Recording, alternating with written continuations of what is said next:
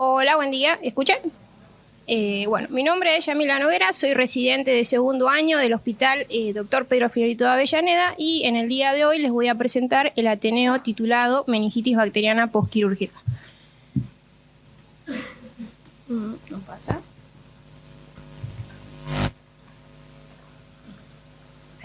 Esta es la tabla de contenidos. Vamos a ver qué es la meningitis bacteriana, cuáles son las principales etiologías. Posteriormente veremos qué es la meningitis bacteriana postquirúrgica, cuáles son sus causas, su etiología y su diagnóstico de laboratorio. Exhibiremos un caso clínico y hablaré sobre el Staphylococcus aureus, que es el motivo central de este Ateneo. Bueno, la meningitis bacteriana es una inflamación de las meninges. Nosotros tenemos 3 meninges, una más dura y externa, denominada dura madre. Luego tenemos las leptomeninges, que son las meninges blandas, que son la aracnoides y la pía madre. Entre la aracnoides y la pía madre tenemos el espacio subaracnoideo, que es por donde circula el líquido cefalorraquídeo. Habitualmente, aunque no siempre, la meningitis es de causa infecciosa, es decir, que es causada por bacterias, virus o hongos, pero también puede ser de causa no infecciosa. En este Ateneo nos centraremos en la meningitis bacteriana. El origen de la meningitis bacteriana puede ser relativamente predecible si tenemos en cuenta la edad del paciente. Por ejemplo, si es un recién nacido o un lactante menor, pequeño, estos tienen el sistema inmunitario inmaduro, por lo tanto son más propensos a sufrir la meningitis y generalmente adquieren la infección durante el parto, ya sea por bacterias gram negativas que colonizan el tracto genital de la madre o bien por el Streptococcus agalactiae, que de acá radica la importancia de estudiar la aportación del Streptococcus agalactiae en la semana 35 y 37 del embarazo. Otra bacteria que produce meningitis neonatal es la Listeria monocytogenes, que es un bacilo gram positivo que se encuentra en los alimentos contaminados que consume la madre y puede atravesar la placenta produciendo meningitis neonatal. En los individuos de mediana edad como por ejemplo, y adultos mayores, la causa más frecuente va a ser el Streptococcus pneumoniae, que es un diplococo gram positivo, alfa hemolítico y sensible a la autoquina. Por otra parte, la Staphylococcus aureus es capaz de producir meningitis bacteriana en todas las edades. Estas son las vías de entrada por las que puede ingresar la bacteria al sistema nervioso central. Puede ser por vía hematógena, que es la vía más frecuente. Esto es, por ejemplo, imaginen a un Streptococcus pneumoniae que ingresa por nasofaringe, llega a la circulación y es entonces que desde la circulación alcanza el sistema nervioso central. Es decir, que ese paciente tuvo una bacteremia y como consecuencia de la bacteremia una meningitis. Es por eso que muchas veces en el laboratorio, cuando nosotros recibimos una muestra de líquido cefalorraquídeo, esta no solo viene acompañada de un suero pareado para realizar la comparación de glucosa, sino que también puede venir acompañada de un set de hemocultivos. Además, debemos pensar que tanto la meningitis como la bacteremia cursan con fiebre. Por lo tanto, no es raro que el médico envíe una muestra de líquido cefalorraquídeo y un set de hemocultivos como para saber si esa fiebre fue producto de la meningitis o producto de la bacteremia o de ambas. Por otra parte, la bacteria también puede ingresar por contigüidad, es decir, que tengamos alguna infección cercana al sistema nervioso central y que ésta se propague hacia este. Por ejemplo, si existe una sinusitis crónica y esta no es resuelta, puede propagarse al sistema nervioso central. También por inoculación directa, esto es alguna herida penetrante en la cabeza, o a través de defectos congénitos y adquiridos. Por ejemplo, la presencia de alguna fístula en un lugar que no debería estar. Después de un procedimiento neuroquirúrgico, también la bacteria puede ingresar. La meningitis bacteriana postquirúrgica es una complicación infrecuente que representa entre el 0.3 al 1.5% de los casos de meningitis. Se produce por infección de las meninges y del espacio subaracnoideo en pacientes que han sido sometidos a algún procedimiento neuroquirúrgico, como por ejemplo una craniotomía, la colocación de una derivación ventricular externa o interna, la realización de una cirugía de columna, la punción lumbar o inyección intratecal de medicamentos o anestesia de manera en condiciones no asépticas. Entre los factores de riesgo para desarrollar una meningitis bacteriana postquirúrgica se encuentran la presencia de una fístula en el líquido cefalorraquídeo, si el paciente ha sido reoperado, también hay que tener en cuenta la experiencia del neurocirujano y la duración de la cirugía. Cuanto más larga sea la cirugía, más probabilidad hay que ingrese algún microorganismo a la zona expuesta durante la cirugía. La ausencia de profilaxis prequirúrgica también es un factor condicionante para desarrollar la meningitis bacteriana postquirúrgica.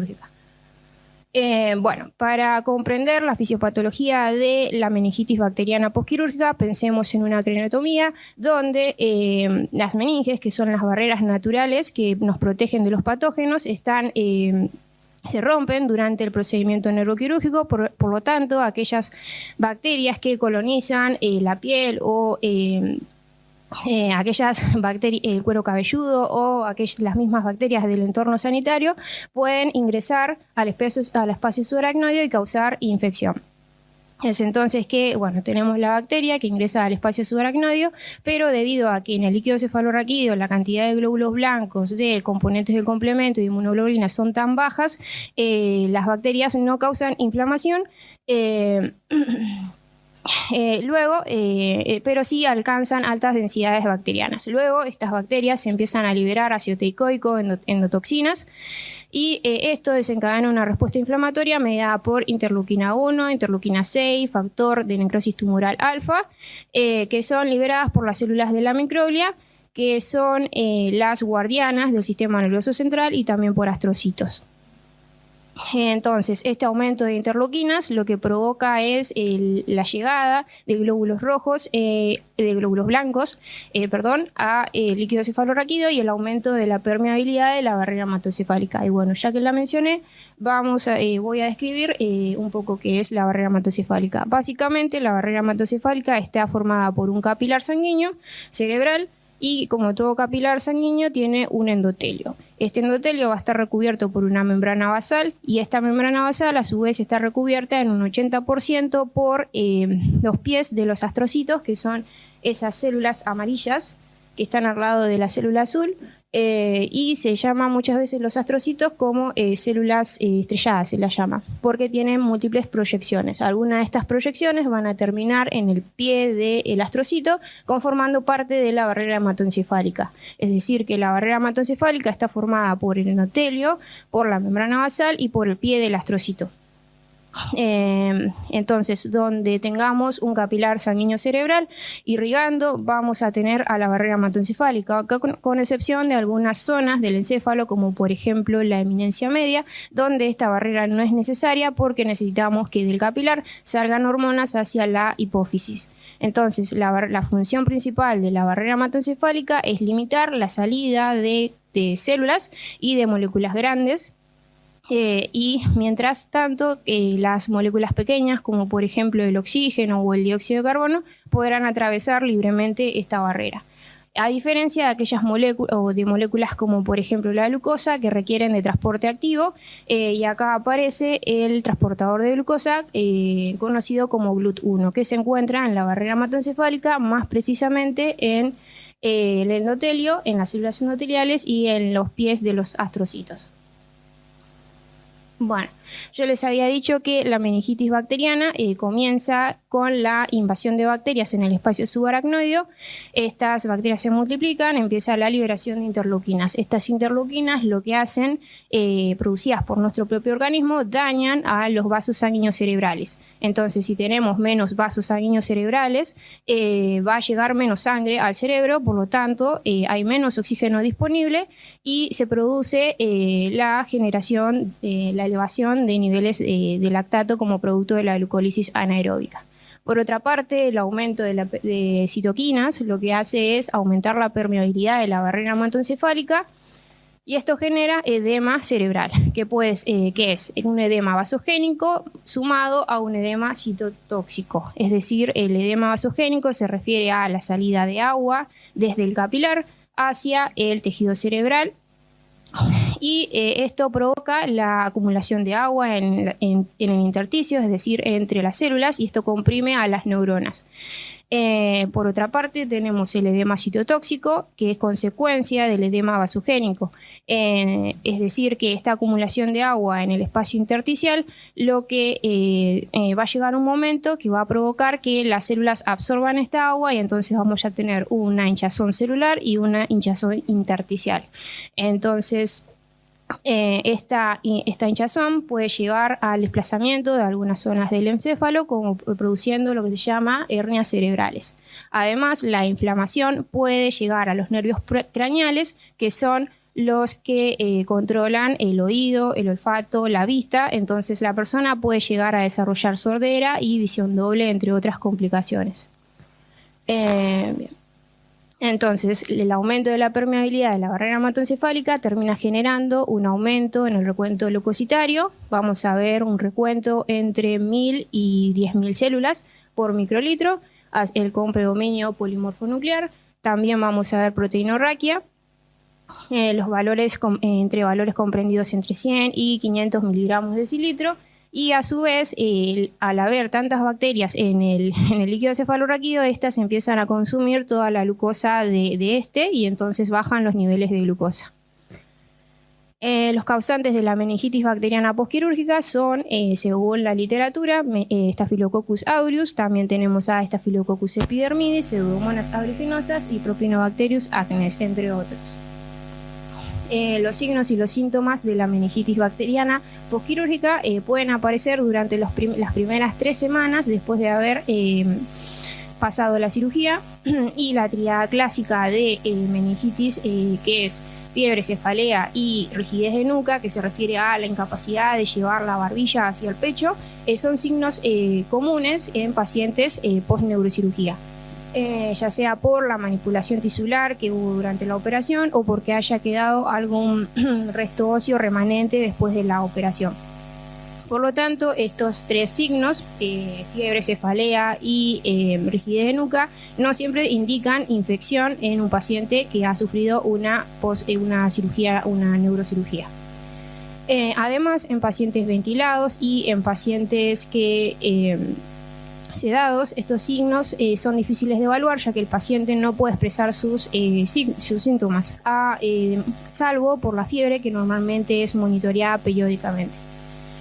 Por lo tanto, en todo paciente post-neurocirugía febril se debe evaluar la presencia de meningitis bacteriana, o también si el paciente presenta una evolución inusualmente lenta o si presenta algún deterioro del sensorio, también se debe evaluar la meningitis bacteriana postquirúrgica.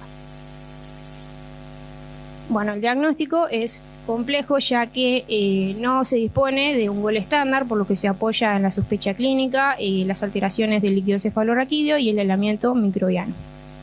El diagnóstico es un desafío, ya que es difícil diferenciar entre meningitis bacteriana postquirúrgica y meningitis aséptica postquirúrgica.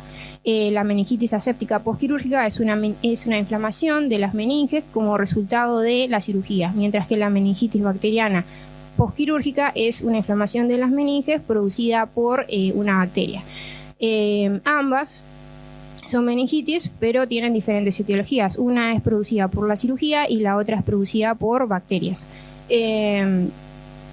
Y además, ambas tienen iguales signos y síntomas y iguales estudios, resultados del estudio físico-químico del líquido cefalorraquídeo. Es decir, que tanto la meningitis bacteriana postquirúrgica como la meningitis aséptica postquirúrgica cursan con un recuento celular elevado, cursan con hiperproteinorraquia y cursan con hipoglucorraquia. Por otra parte, la tinción de Gram, si bien en la meningitis aséptica postquirúrgica va a ser negativa, en la meningitis bacteriana postquirúrgica tenemos que tener en cuenta que si bien la tinción de Gram tiene alta especificidad, tiene baja sensibilidad, por lo tanto puede llegar a dar negativa también. El valor de lactato tiene alto valor diagnóstico, siendo el punto de corte de 4 milimoles por litro. Si el lactato es mayor a 4 milimoles por litro, seguramente se trata de una meningitis bacteriana postquirúrgica y no de una meningitis aséptica. Por otra parte, el cultivo de líquido cefalorraquídeo es fundamental para hacer el diagnóstico de meningitis bacteriana postquirúrgica, siendo negativo en la meningitis aséptica postquirúrgica. Ahora voy a presentar un caso clínico que vimos en el hospital. Se trataba de un paciente masculino de 53 años de edad que concurrió al servicio de neurocirugía el día 30 del 8 presentando síndrome convulsivo y afaxia de expresión, es decir, no tenía problemas para hablar y con 5 meses de evolución. Entonces lo que se le realiza es una tomografía computarizada y una resonancia magnética nuclear observando una lesión ocupante de espacio, es decir, una masa en el lóbulo temporal. Por lo tanto, se decide realizar una conducta quirúrgica el día 16 del 9. Se le realiza la craneotomía para remover esta lesión ocupante de espacio y la operación dura de 8:30 de la mañana hasta las 7 de la tarde. Esto es un factor de riesgo para contraer una meningitis bacteriana postquirúrgica. Bueno, el paciente es operado el 16 del 9. El 17, el primer día, permanece en terapia intensiva. Al otro día, por presentar evolución favorable, vuelve al servicio de neurocirugía. Desde el 17 al 21 del 9, el paciente no presenta signos de déficit motor ni tampoco signos de meningitis, por lo tanto, el 21 del 9 se le da el alta. Sin embargo, 5 días después de haber sido dado de alta, el paciente vuelve el 26 del 9 con una herida quirúrgica abombada y con secreción seropurulenta, por lo cual el servicio de neurocirugía decide realizar una punción lumbar y en esta punción lumbar lo que se observa es un líquido cefalorraquídeo patológico. Es turbio, amarillo, se evidencia un recuento celular de 2.900 células por microlitro, siendo el valor normal de hasta 10 células. Presenta un predominio polimorfo nuclear, una glucosa baja en el líquido cefalorraquídeo, menor a 20 miligramos de decilitro, las proteínas están elevadas, 241 miligramos de decilitro, y el láctico también está marcadamente elevado, 12.7 milimol por litro. También en el laboratorio recibimos una muestra para realizar el cultivo de líquido cefalorraquídeo. El cultivo lo realizamos en un caldo de tioglicolato nutritivo y además la sembramos en un medio de agar sangre y agar chocolate, incubándolos a 35-37 grados centígrados. La incubación debe realizarse de 3 a 4 días con controles periódicos. Bien. También recibimos un set de hemocultivos por 2, siendo negativos a los 5 días. Entonces, con estos valores de líquidos cefalorraquídeos patológicos, el servicio de neurocirugía decide realizar ese mismo día que el paciente reingresa una nueva conducta quirúrgica denominada tuale quirúrgica, que básicamente consiste en abrir la herida y limpiarla. En esa limpieza toman parte de la colección seropurulenta y la envían al laboratorio para que nosotros le hagamos un cultivo. A las colecciones nosotros le hacemos las cultivamos en un agar CLD más un agar sangre y un caldo de tioglicolato. Entonces lo que vemos es que en el líquido cefalorraquídeo, en el agar chocolate crecieron unas pocas colonias, mientras que en el agar sangre no creció ninguna colonia. Por otra parte, en el caldo nutritivo nosotros vimos enturbecimiento, por lo tanto lo sembramos, le hicimos un repique o resiembra en agar sangre y vimos al otro día el crecimiento de colonias blanquecinas amarillas con un halo transparente indicando beta hemólisis.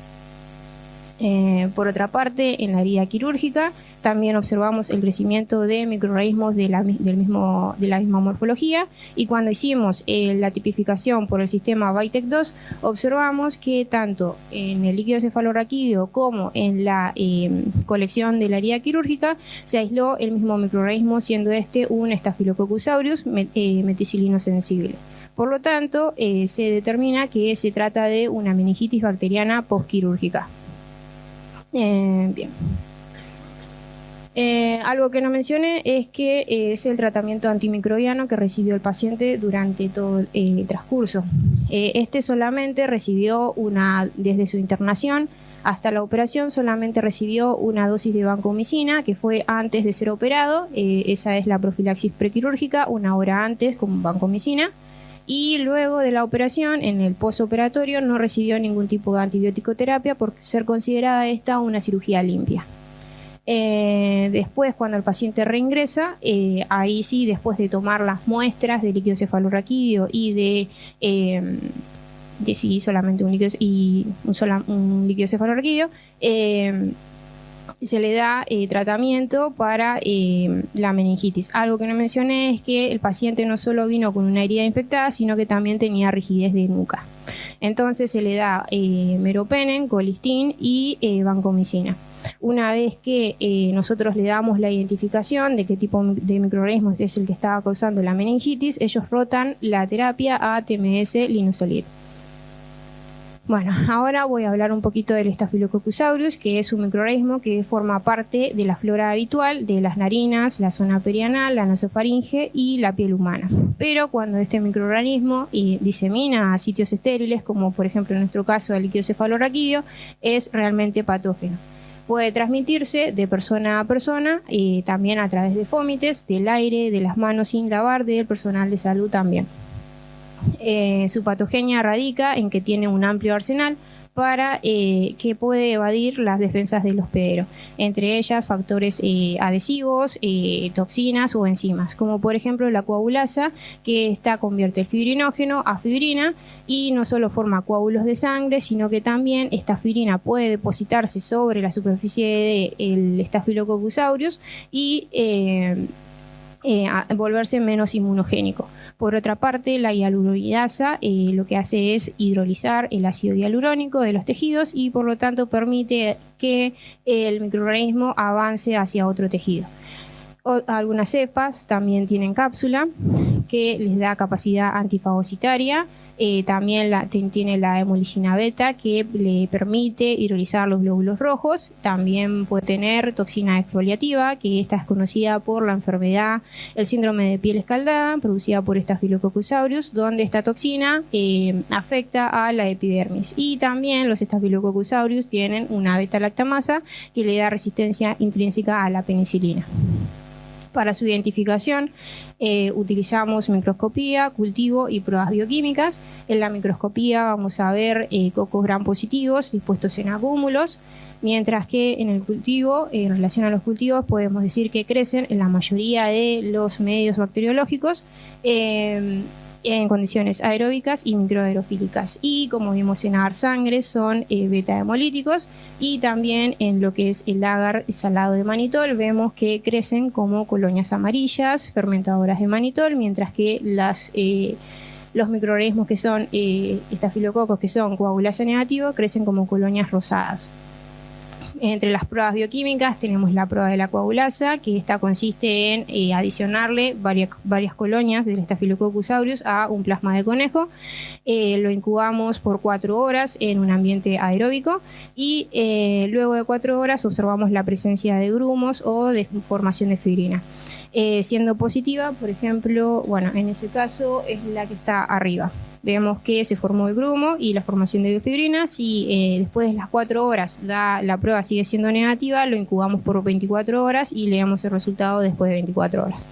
También la prueba de catalasa es una prueba característica del Staphylococcus aureus. Siendo positiva, en esta prueba lo que se hace es a una ansada de colonias de Staphylococcus aureus se le adiciona peróxido de hidrógeno y de esta manera se convierte el peróxido de hidrógeno a agua y burbujas de oxígeno. Entonces, como conclusión, es que no siempre que veamos un líquido cefalorraquídeo purulento, turbio, con hiperproteinorraquia o hipoglucorraquia, se podría llegar a tratar de una infección. También podría llegar a tratarse de una meningitis postquirúrgica. Bueno, también hay que resaltar la importancia del laboratorio en el diagnóstico de la meningitis bacteriana postquirúrgica mediante el cultivo. Si el cultivo llegara a dar negativo, se debería suspender el tratamiento antibiótico para no generar resistencia a antimicrobianas. Y por otra parte, como vimos en este Ateneo, el Staphylococcus aureus es uno de los principales microorganismos causantes de la meningitis bacteriana postquirúrgica. Eso es todo, esa es la bibliografía y muchas gracias.